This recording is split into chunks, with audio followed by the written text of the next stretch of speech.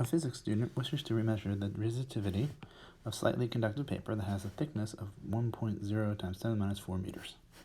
The student cuts a sheet of the conductive paper into strips of width 0.02 meters and varying lengths, making 5 resistors labeled R1 through R5. Using an ohm meter, the student measures the resistance of each strip as shown above. The data are recorded below. Data table. Part A. Use the grid below to plot a linear graph of the data points from which the resistivity of the paper can be determined. Include labels and scales for both axes. Draw the straight line that best represents the data. First off, let's pick our variables. So this will be L and this will be R, not that deep. Then we want to think about how these things are connected, and we know that the resistance is the thing we're looking for, rho. And then we know that resistance grows with length, but decreases with area. So R equals rho L over A, which I'm going to regroup as rho over A times L, which looks a lot like Y equals mx plus B if we say that Y is R, X is L, and then therefore the slope is rho over A, and we hope, although I guess we're not guaranteed, that we get a B of 0. Probably not, but hopefully small. Then we want to choose intelligent axes, and we can see that we go from, well, small length all the way up to about 0.1. So I'd like my maybe 5 units to be 0.1, and we go from small resistance to 400,000, so maybe I'd like my vertical axes to go so that big box is 100,000. So we'll see how that works. So our axes might look something like this, and I've just written them out straight up so that I can just use ohms and meters. They're probably suspecting that you could also do things like put kilo ohms on the vertical axis, but I like it straight up. So then we just have to plot these points. So our data follows something like that, which looks nicely like a line, so we'll sketch a best fit line. And then we would want to use the slope of that line to figure out the resistivity, but I'm going to go and throw this into a calculator and get the actual best fit line. So put into TI and then ask for the best fit line. We get something like that. R is 4550000 times L plus negative 7,000. And of course these would each be in sort of ohms and ohms per meter. So first of all, how bad is the fact that B is not 0? Not bad, actually. This number is very small, right, compared to our typical value, which is about 250,000. Actually, it's probably more than that. So 7 out of 250 isn't so bad. So I'm going to not worry about that. The next is that this slope is rho over A. What is A? Well, let's see. A is going to be the width times the thickness, or 0.02 meters times 1 times 10 to the minus 4 meters, which is 2 times 10 to the minus 6 meters squared. And therefore, the resistance, rho, is the slope times that area. So this is 4550000 ohms per meter times 2 times 10 to the minus 6 meters squared, or 9.1 ohm meters.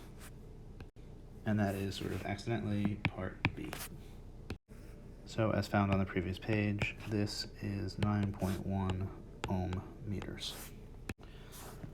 The student uses resistors R4 and R5 to build a circuit wire using wire, 1.5 volts battery, and an uncharged 10 microfarad capacitor, and an open switch as shown above, or really to the right. C. Calculate the time constant of the circuit. So, although it isn't really mandatory, it's not bad to redraw the circuit and see what we have in sort of circuit notation. So we have a capacitor here, which I'm going to call C, and then we have these two things, and we can see that the circuit branches, and we get one resistor over here, and I'm going to call that one the R4. And then we have the other branch, and that's R5. And then they go to an EMF source, and then to the switch, and back to the capacitor. This isn't really necessary, but it does show that R4 and R5 are in parallel. So my first thing is going to figure out what is the actual R equivalent, and I know that for parallel circuits, 1 over R equivalent is 1 over this, each of the things added. So we go back and we see from our chart, R4 is 370,000